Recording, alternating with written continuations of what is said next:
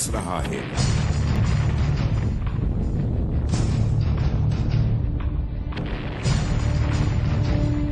अफगानिस्तान जंग की दायमी जंग में झुलस रहा है।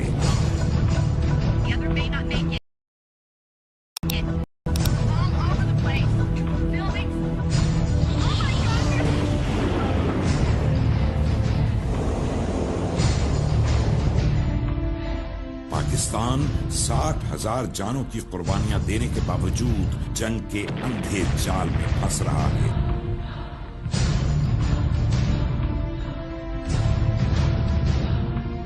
कश्मीर में आजादी की दबी हुई चिंगारियां फिर से भड़क रही हैं।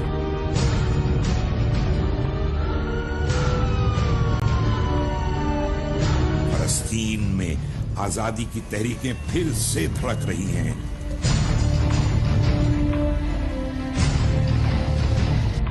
शाम को अक़वाम आलम मिलकर नोच रही हैं। शुमाली कोरिया और अमेरिका एक दूसरे को आंखें दिखा रहे हैं। नादीदा हाथ कठपुतलियां चला रहे हैं। क्या ये जंगें कभी थमने का नाम लेगी, या ये सारी जंगें इंसानियत को उस आखिरी जंग की तरफ धकेल रही हैं जिसे आर्मागेडन कहा जाता है।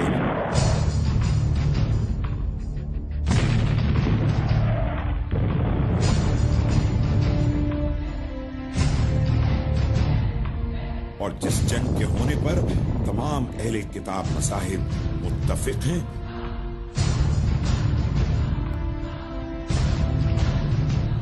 आखिरी जंग के बारे में भी हम हतमी तौर पर नहीं कह सकते कि ये आखिरी जंग चल रही है, क्योंकि बहुत सारी जंगें इससे पहले भी हो चुकी हैं। अब उस ज़माने के लोग भी शायद यही तस्वुर करते होंगे कि शायद ये आखिरी जंग चल रही है। हाँ, रिवायात के अंदर जो है इसके बारे में हमें बिल्कुल मिलता है कि आखिरी जंग जो है वो होगी, और उस आखिरी जंग के बाद हज़रत इमाम महदी का ज़ुहूर होगा। तो हज़रत इमाम महदी का भी जब ज़ुहूर होगा तो उसके बाद असल में आखिरी जंग जो है वो लड़ी जाएगी। तो ये इनको हम निशानियाँ करार दे सकते हैं कि आखिरी ज़माना जो है वो करीब से करीब तर होता चला जा रहा है। लेकिन हतमी तौर पर हम ये नहीं कह सकते कि 9/11 के बाद जो जंग इस वक्त जारी हैं वो जो है आखिरी जंग है। इन दिनों दुनिया के सरों पर बेयकीनी का ऐसा खौफ मंडला रहा है जो इन्हें मारता भी नहीं और जिंदा रहने भी नहीं देता। बेशतर मजहबी मकातिब फिक्र तशवीश भरे लहजे में ये कहते नजर आते हैं कि दहशत गर्दी के खिलाफ लड़ी जाने वाली आलमी जंग उस जंग की तरफ इशारा कर रही है जिसे आर्मागेडन या हर मजदून कहा जाता है। और ये भी कहा जाता है कि ये जंग इस जमीन पर लड़ी जाने वाली आखिरी जंग होगी, और इसके बाद जमीन के सीने पर सजाया गया जिंदगी का खेल हमेशा हमेशा के लिए समेट लिया जाएगा।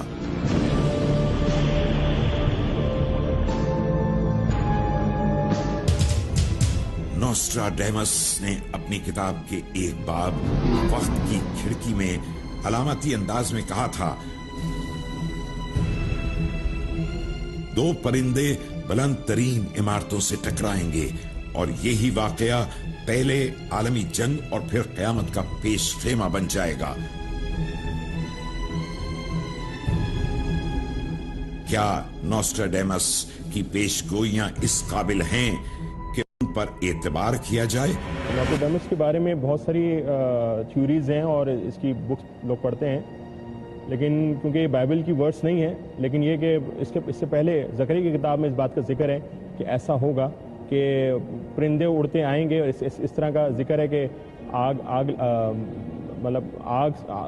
दीवारों को आग खा जाएगी। इसका जिक्र तो हमें मिलता है, लेकिन मैं फिर कहना चाहता हूँ पेशन गोई तो बहुत सारी की गई हैं, लेकिन मैं निकोडेमस को इतना ऑथेंटिक नहीं मानता इस बात को। लेकिन नोस्ट्राडेमस हर दौर में एक बहुत ही मोतबर पेशन गोई करने वाला शख्स रहा है। दुनिया काफ़ी हद तक हैरान भी रही है अपने वक्त में कि इसकी 79% पेशन गोइयाँ जो हैं वो अब तक दुरुस्त हूबहू साबित हुई हैं। اس سے قطع نظر کہ وہ کیا اس کے پاس فن تھا یا کس طرح تھا، اس نے 9/11 کی بھی پیشن گوئی کی تھی کہ جہاز پرندوں کو کہا تھا اس نے پرندے ٹکرائیں گے، جہاز ٹکرائیں گے۔ آرماگیڈن یا ہرمجدون کے کیا معنی ہیں؟ وہ کون سا میدان ہوگا جو اس جنگ عظیم کا بار سہنے کی ہمت رکھتا ہے؟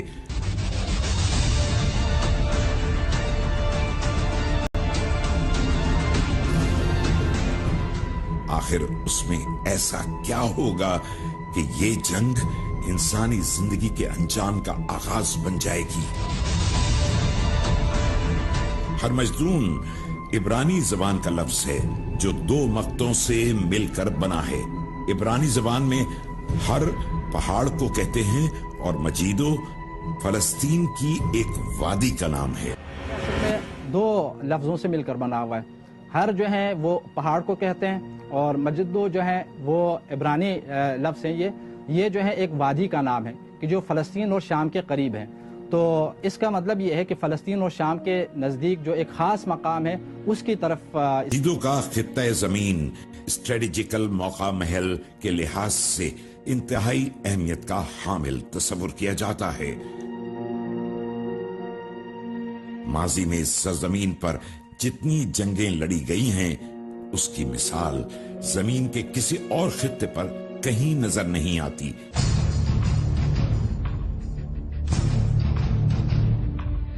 ہاں، جغرافیائی حوالوں سے یہ ایک میدان ہے جو موجودہ اسرائیل میں موجود ہے، اور اس کی فزیکل لوکیشن کچھ اس طرح سے ہے کہ وہ جو ایک روڈ ہے جو ایشیا اور افریقہ کو ملاتی ہے، یہ اس کے مڈل میں واقع ہے۔ اور دوسرے حوالوں سے دیکھیں تو جہاں حضرت عیسیٰ علیہ السلام کی پیدائش مبارک ہوئی تھی، نیزرت جس جگہ کو کہتے ہیں، وہاں سے تقریباً ساؤتھ کی طرف یہ 10 میل کے فاصلے پر واقع ہے، اور یہ دریائے فرات جو کسی حد تک موجودہ عراق کا حصہ لگتا ہے، اور دریائے نیل جو کسی حد تک افریقہ کا حصہ لگتا ہے، اس کے مڈل میں یہ وادی جزرائیل جس کا یہ مقام آرمگیدون کا میدان موجود ہے۔ ہرمجیدون یا آرماگیڈن کے لفظ سے اہل کتاب بھی بخوبی واقف ہیں۔ امریکہ کے سابق صدر رونالڈ ریگن کے الفاظ ہیں، ذرا سوچئے 20 کروڑ سپاہی مشرق سے آئیں گے اور کروڑوں سپاہی مغرب کے ہوں گے۔ سلطنت روما کی تجدید نو یعنی مغربی یورپ کے قیام کے بعد عیسیٰ علیہ السلام ان لوگوں پر حملہ کریں گے جنہوں نے ان کے شہر یروشلم کو غارت کیا ہے۔ اس کے بعد وہ ان فوجوں پر حملہ کریں گے جو میکیڈون یا آرماگیڈن کی وادی میں برسر پیکار ہوگی۔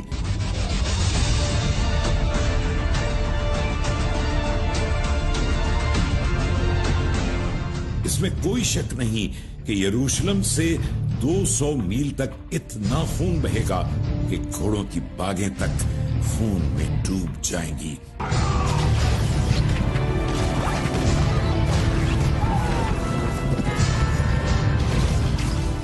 یہ ساری وادی جنگی سامان، جانوروں اور انسانوں کے جسموں اور خون سے بھر جائے گی۔ گو ایک انسان دوسرے انسان کے ساتھ ایسے غیر انسانی عمل کا تصور بھی نہیں کر سکتا، لیکن اس دن خدا انسانی فطرت کو یہ اجازت دے گا کہ وہ اپنے آپ کو پوری طرح ظاہر کر دے۔ دنیا کے سارے شہر، London, Paris, Tokyo, New York, Los Angeles, Chicago, سب کے سب صفحہ ہستی سے نابود ہو جائیں گے۔ بہت سارے اسکالر اس بارے میں خاموش ہیں کہ اس کا دن تو کوئی اور نہ سن بتا رہا ہے، لیکن یہ کہ اس کی نشاندہی ضرور کی گئی ہے۔ جیسے میں نے کہا جی کہ آخری دنوں میں ایسا ہوگا کہ آسمانی قوتیں ہلائی جائیں گی۔ آپ سب دیکھ رہے ہیں آج کل وہ نشانیاں ظاہر ہو رہی ہیں، کال پڑ رہے ہیں، بوچھال آ رہے ہیں۔ یہ وہی نشانیاں جس کے بارے میں خداوند یسوع مسیح نے انجیل مقدس میں کہا تھا کہ ایسا ہوگا، اور یہ بہت نزدیک نظر آتا ہے ہمیں۔ اور مکاشفہ کتاب میں ہم دیکھتے ہیں، مکاشفہ سے 16 باب میں وہ 7 پیالوں کا ذکر کیا، اور چھٹا پیالہ جب انڈیلا جاتا ہے آفت کا تو بتایا جاتا ہے کہ وہ جو دریا ہے وہ سوکھ جاتا ہے، اور وہ جگہ ہرمجدون کہا گیا ہے اس کو۔ یعنی یہ کہا جا سکتا ہے کہ دنیا کا سارا تماشا ایک میدان جنگ میں سمٹ کر آ جائے گا، اور حق و باطل پوری قوت سے ایک دوسرے کے ساتھ برسر پیکار ہوں گے۔ عظیم ترین قربانیاں دے کر آخر حق کی فتح کا جھنڈا बातिल के सीने पर घोंप कर लहराया जाएगा और जिंदगी की कहानी अपने मंतकी अंजाम तक पहुंच जाएगी।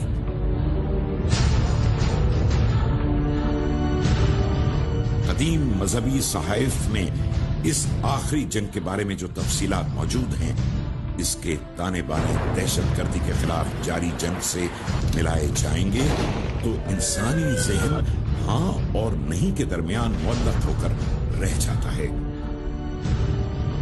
लेकिन सवाल ये है कि ये किस तरह मुमकिन है कि अच्छाई और बुराई वाज़े तौर पर दो हिस्सों में आमने सामने आ जाएं।